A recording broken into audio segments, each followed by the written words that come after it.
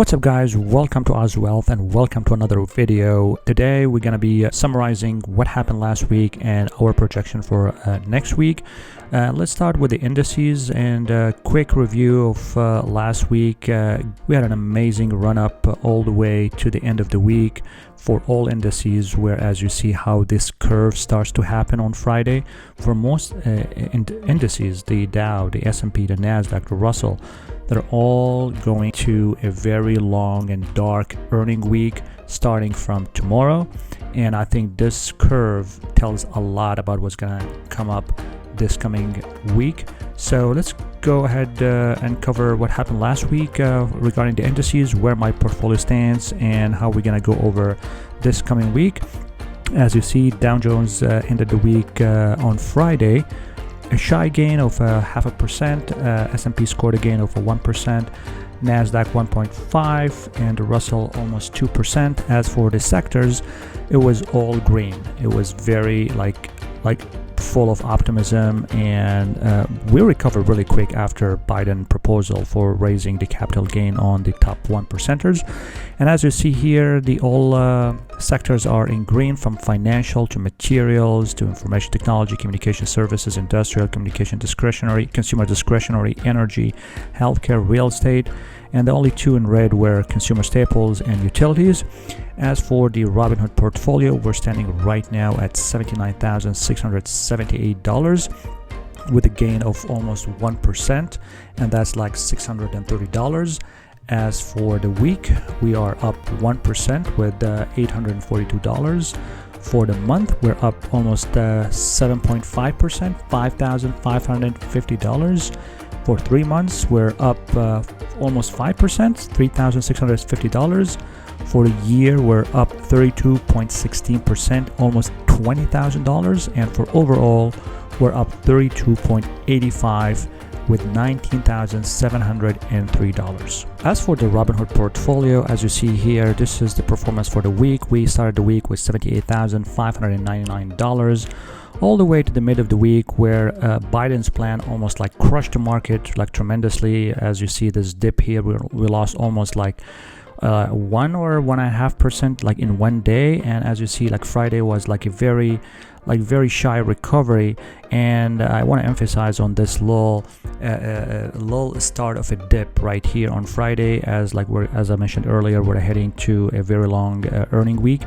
And this tells a lot. This tells a lot about those big companies are gonna declare their earnings, and usually for earning weeks are kind of a little unstable week. So for anybody who has cash on the side, I think it's a great opportunity to get things on discounts. We got Apple, we got Tesla is gonna report earning after close tomorrow, and Tuesday we got Alphabet, Google, and I believe is going to Microsoft as well, and then followed by Apple on Wednesday, and Friday is going to be big oil day. Chevron and Exxon also is going to report earning. Usually when companies report earning, their stock goes lower or their stocks trends downward. So bad day for them. It's good days for us as investors. So we'll keep a close eye to those big companies we are investing in. So I gotta keep close eyes to Tesla tomorrow after earning, and I think Tuesday morning that's gonna tell a lot about how the market performed after close. And we might snatch some shares of Tesla, maybe 1 or 2, maybe 5. We'll see how this week is gonna go, and based on that, we're gonna make our decision. As for Friday, we ended the day with a gain of 1.5% for Tesla, $730. Apple gain of 1.78%. Apple right now at $134. Intel was a big loss on Friday. I mean, I think when it's usually like this: when Intel loses, AMD gains. And it's something wrong with their chip, I believe, where investors are switching right away to AMD. So this 5% was a big gain for AMD on Friday. ARK has scored a gain almost 8% at $123. SPHD continued to rally up almost more than 0.5% of a gain at $34.86. AT&T, finally the stock is starting to wake up. There's no big gain on Friday, but a huge gain on Thursday, when everybody was suffering. So this stock finally crossed the threshold of $31. Realty Income, we have 150 shares. We're almost at $70. And Realty Income, don't forget, Realty Income was like $85 before Corona. Realty Income is a really good stock, and it's still on a discount. And this is a monthly dividend REIT.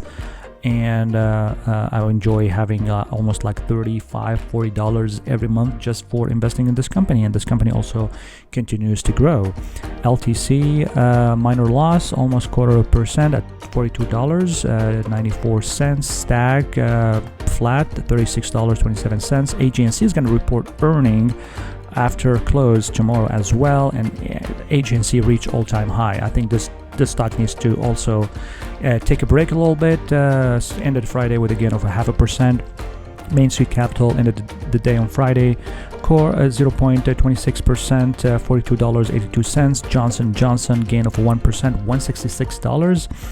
Bank of America gain of 2%, almost $40. American Express huge loss, like 2 to 2.5% in the middle of the day, and then recover a little bit to 1.92%, $144.33. Caterpillar also a gain of 1%, almost $30. Coca-Cola almost flat. Philip Morris a gain of 0.5%. The stocks continue to recover fully, $94.61. Pembina loss of almost 5.19%, $27.92. Con Edison lost almost 1%, $77.45.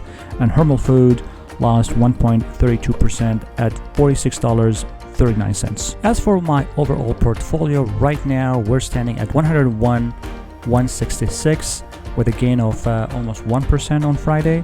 The total income from dividends we're going to be receiving for this portfolio is going to be $2,203, and the dividend grows 2.6 and the valuation 218. Quick rundown on the diversifications as we go here.